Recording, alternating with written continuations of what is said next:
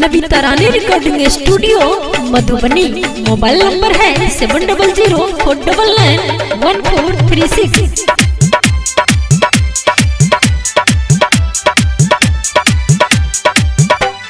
झर लगे आँखियों से झर झर लोर, झर लगे आँखियों से झर झर लोर। ए बाबा हो करेला बुझनी या पुकार हो चुकेश्वर भिख दे दान हो।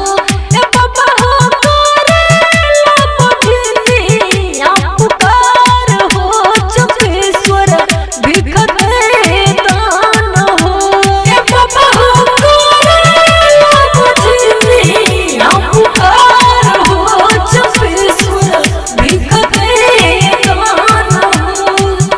Navita Rani recording studio Madhubani. Mobile number है 7004991436।